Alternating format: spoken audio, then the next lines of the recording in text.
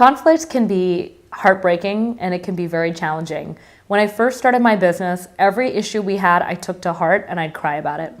That's unfortunately the truth. I can't believe I admitted that. But now that my business is at a different size than it was when I started, I don't lose it when a customer's angry. Instead, I take a look and see what it is they're frustrated about, how can we better improve, and what is it exactly? It can also be an issue at the customer site as well.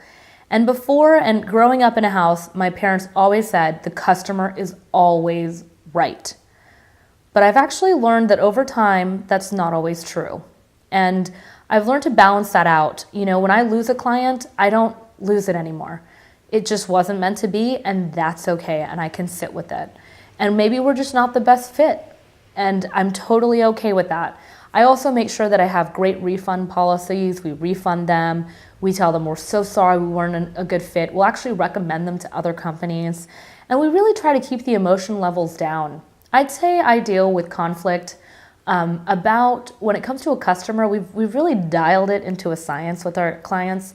But maybe I'd say I get one or two, what I call crazies, each year. And when it happens, it's interesting because we kind of joke about it and laugh about it afterwards, like, man, that was a tough one. But you know, a month blows by and you completely forget about that client. We also have issues where, I've had issues where a client got very upset with me and I just go straight to the heart. And before I used to be defensive, it never works. And instead I said, you know what, talking to you right now is making my heart race.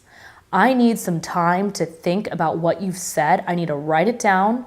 I need to see how I can solve it. And I need to figure out if I can solve it or not. And I will get back to you.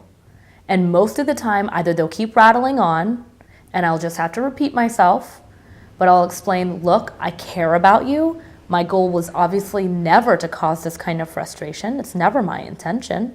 Let's figure out how we can do this moving forward, if it's with us or somebody else.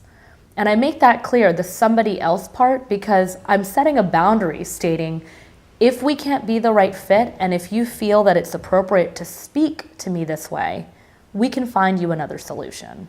And having that level of confidence in conflict can really shift the power and shift the conversation with the person to realize that, you know, I have some boundaries, I have some rules, and I have some ways you're allowed to speak to me. And I understand things go wrong, but there's also an elegance and grace you can have about conflict.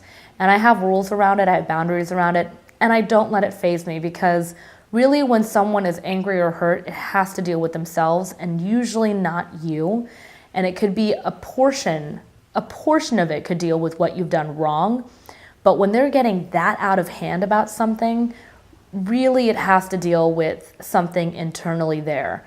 We also deal with clients sometimes. We have a very strict cancellation policy. I run a very tight ship. And it's very clear that you need to respect my coach's time, just like we respect your time. And we're very particular about cancellation. We make sure they know off our website, every email we send, every appointment they book, through our phone calls. There's no way you could ignore the fact that we have a strict cancellation policy. Just like any spa would or any personal trainer would, that if you cancel within 24 hours, you get charged for the appointment because someone else could have used that help.